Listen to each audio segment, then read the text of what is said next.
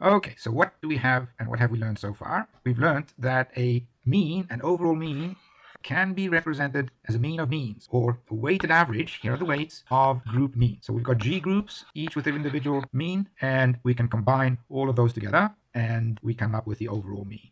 Now, each of these PJs, as you've seen, are each greater than or equal to 0, and they sum up to 1.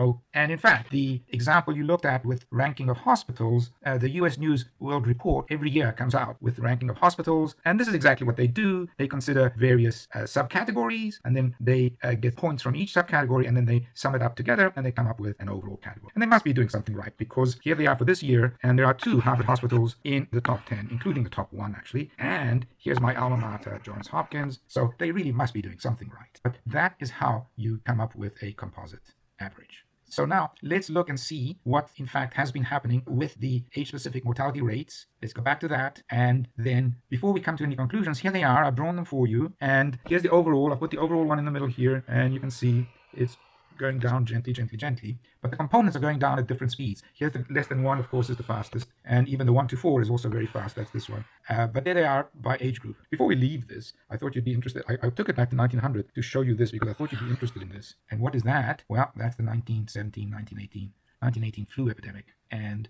what you see those spikes, but the spikes are of different sizes, and there are no spikes up here. So only a certain part of the population was affected. Anyway, you can see all that from this. But why did we do this? Well, because this is why you did the exercise that said, as things improve, we get older, and as a result, we get penalized in the overall rate if that were to happen. And in fact, if we look at the composition of the US population in 1940, that's the blue things, that's the blue bars in 1940 in the various age groups, and compare that to 2000, we see that in the early age groups, the blues are above the reds. In the later one, the reds are above the blues. So what does that mean? That means we're getting older. That means the population is getting older. Now, it's a tiny little bit unfair because the two populations don't quite look the same. They almost look the same. But what's happening is this is a little bit too big and that's a little bit too big. And those are the baby boomers.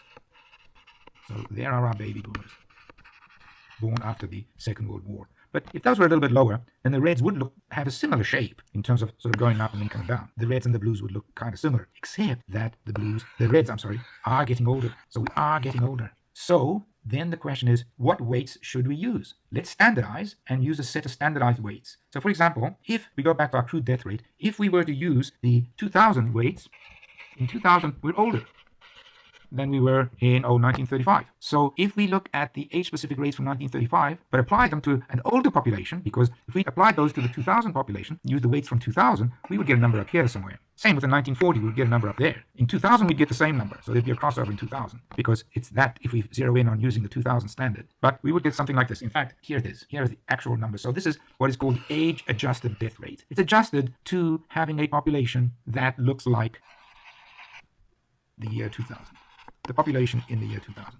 It has that age distribution. So if we take our weighted average with the weights given us by the population in the year 2000, that's exactly how that curve is calculated. That is what is called an age-adjusted death rate. So now we can make comparisons from year to year without worrying about the effect of the composition changing. In summary, what we've done is we've gone from looking at the number of deaths to the crude death rate by just dividing by the population size by making a construct. So this is a construct. So be careful. This is a construct, which requires us deciding, making a judgment, what population to use to give us the weights. But once we do that, then we get a purer comparison. So when comparing two composite means, make sure we are comparing likes. If the composition changes, then the comparison of means is less clear and there's more confounding going on. We're confounding things with, for example, we're not just comparing rates, we're confounding it with the age of the population. So we're confounding with the age of the population. This is exactly what goes on with index numbers. So if you're thinking of the consumer price index or the things like that, similar things, that's exactly how these things are calculated. These are the standardization methods.